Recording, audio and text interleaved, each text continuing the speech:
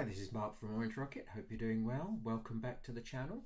Today I want to talk about the market of Amazon and how it drives particularly sales revenues and how it affects quite a lot of what's going on. What we often hear about is people talking principally in terms of revenue. I'm a 6, 7, 8-figure business, and what I don't hear people talk about is the market share, market analytics, and how that drives the performance of businesses without you really doing anything.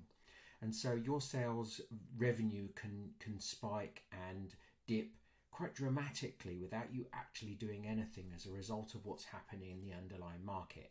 Now, some of our clients are very seasonal, and therefore you will expect the ups and downs, but others are not, and they're driven by other factors that you need to be aware of. And if you're not, then you can suddenly get caught out in thinking that you've done something great or you've done something bad as a result of a sales increase or a sales decline.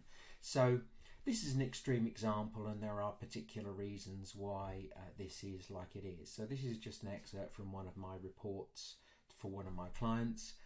They operate in the pet supplies market. I can't obviously say who it is or what they sell, but you can see here this chart at the top is where we track search volume, search query volume. So if someone types in dog bed, then that will be one search. Dog bed for small dogs, that's another search. And so there were 8.1 million searches in December in the pet supplies market. And then in January, look, 1.9. So what? That's about a quarter of the search volume in Q4 now, or December. Now, you obviously, because it's pet supplies and it's the top market or the top tier of the market, and you're not breaking it down into, you know, the each individual subcategories, then of course you're going to see, you know, a decline from December to January, because Q4 is obviously when people are buying products for presents for their dogs and cats and all sorts of things like that. So you will typically see a decline if you are talking about the top category. But it's still important to understand that the market has shrunk by a quarter in the top category, not in your subcategory, and that's what this means.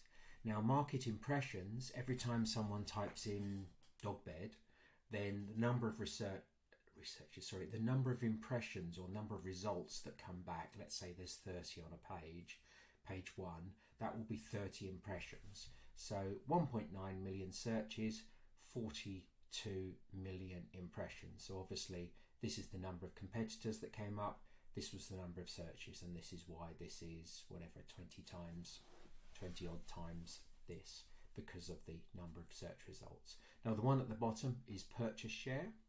Now all of this data comes from search query performance.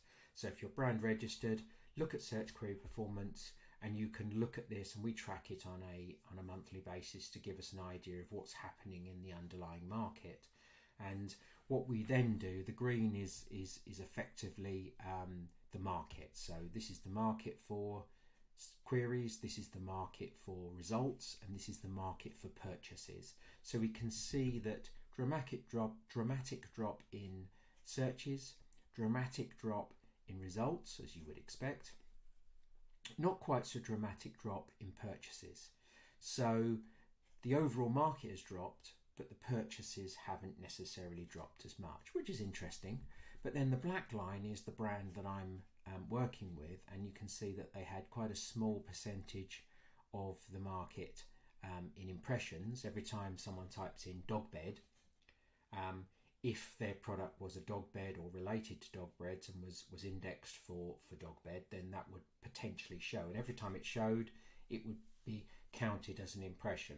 So they had 0.03 of the impressions. Obviously, you know, if they're not selling dog beds, then, you know, those searches aren't relevant. So it's just, you know, the number isn't important, it's the trend. So, you know, the fact that it's 0.03 and not 0.1 really doesn't matter so much. It's the fact that what's happening. So we can see that we've had a dramatic increase in the number of search results which suggests that we're doing better in terms of the impressions for the market. Now that can be a little bit deceptive because the extremes of Q4 mean that different types of products. So if you take the food category, for example, then the type of food sold in Q4 would be very different to the type of food sold in Q1. Maybe there's more health focus in Q1 compared to Q4, where it's largely about, you know, the traditional things that you buy around Christmas and that kind of thing. So if you happen to be selling a health related food, you're going to get more searches and more results in January than you will in December as a percentage. So that's natural, but it's good to know what's going on underlying. You can see that we've done a fantastic job of getting more of the search impressions and a fantastic job of getting more of the purchases. So what we do is we track that and we look at what's happening to the underlying market and how the underlying market is affecting our purchase share and our impression share and generally our sales. So just be careful when you look at sales and you say, oh, you know, I've done $5,000 more than last month. Look at what's happening to the underlying market, because if the market's gone up 10% and you've gone up 5%, then you've actually lost market share. So even though your sales have increased, everyone's sales have increased, but you've actually lost share compared to your competitors. And the same goes for having a greater increase or decline compared to the market. So it's really important to look at that. So, you know, Amazon gives us a lot of data. My job as an advertiser is to create information from that data for my brand owners to look and make decisions from. I hope that helps. Thank you very much for listening, and I'll hopefully speak to you again soon. Take care.